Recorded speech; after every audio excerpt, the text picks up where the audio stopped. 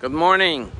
Today is the minor Purim. Since this is a leap year, today would have been the day that we'd be celebrating Purim. But because it's a leap year, we celebrate Purim in the second Adar. But still, today's a minor day of celebration. So as we think about the holiday of Purim today, and we're supposed to have extra festivities today, we think about the main commandments of Purim.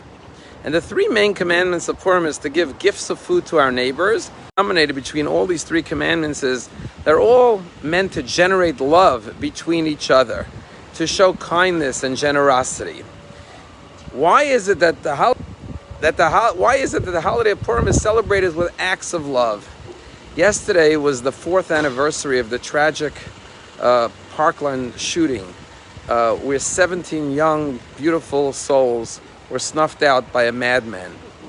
And I remember right after the tragedy, I went with one of our members to be Menachem Avel to comfort one of the families.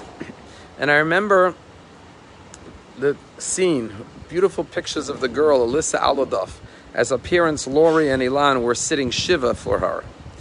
And we went over to the father to comfort him afterwards. And the member I went with, Peter Benenson, said to him, I would like to dedicate a ambucycle to Hatzalah in Israel in memory of your daughter. And Ilan broke down crying on the shoulder of Peter. And he said, that's the most meaningful thing that anyone has ever done yet for my daughter. And he started to cry and he said, I am a physician. And he said, the thought I cannot shake is that my daughter was shot with 17 other students, was lying on the floor of her high school bleeding to death. And I, who dedicate my life to saving innocent lives and others, was not there to save my own daughter as she bled to death. And the fact that there'll be an ambucycle going around saving lives in memory of my daughter, this will be the greatest comfort for me. And indeed, we went to Israel for the dedication of that ambucycle, plus an additional 9 ambucycles, 10 ambucycles that Palm Beach Synagogue dedicated to Hatzalah. When you think about something so evil as what happened in Parkland, you think about the fact that the gunman either chose or did not realize it was Valentine's Day. Valentine's Day is a day that the world dedicates to love.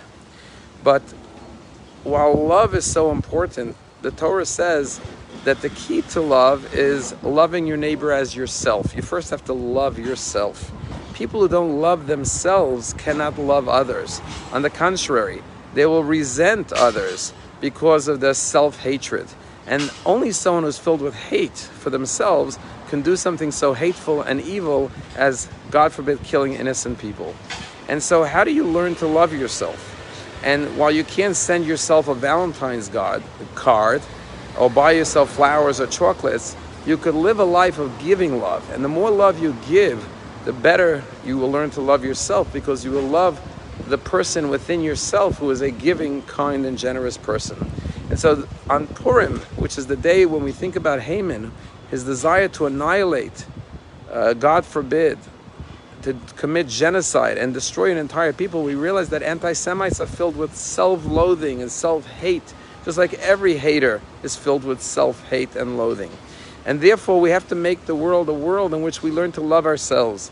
And the surest way to love ourselves is not by being takers, but by being givers. And therefore, the holiday of Purim focuses on giving. Tell a story about a person who always prayed to God. He said, God, all I ask for is a copy of the Wall Street Journal, post-dated 1 year from now, so I could see which stocks are up, invest, and become wealthy. One day opens his door, and sure enough, he sees the Wall Street Journal, post-dated 1 year. He turns to the stock page and he starts writing down which stocks he's going to buy and how wealthy he's going to become and how much money he's going to make and how much he's going to accomplish and what he's going to do with all the money he makes. But then as he finishes looking at the stock page, he turns to the obituary page and he sees his name and his picture. And he says, oh my, I have 1 year to live. Forget about what I can take from this world, the wealth that I could amass. What can I do to leave an everlasting impression? How can I spend my last year with my family, with my loved ones, doing acts of kindness and goodness to show them and express my love? In life, we never know how much time we have.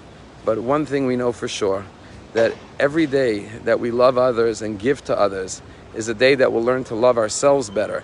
And the more we love ourselves and the more we love others, the more the world will be a place that Purim will not just be a one-day holiday, but every day will be joyous for all of us, as we will eradicate evil like the Jewish people did on the holiday of Purim. Have a wonderful day.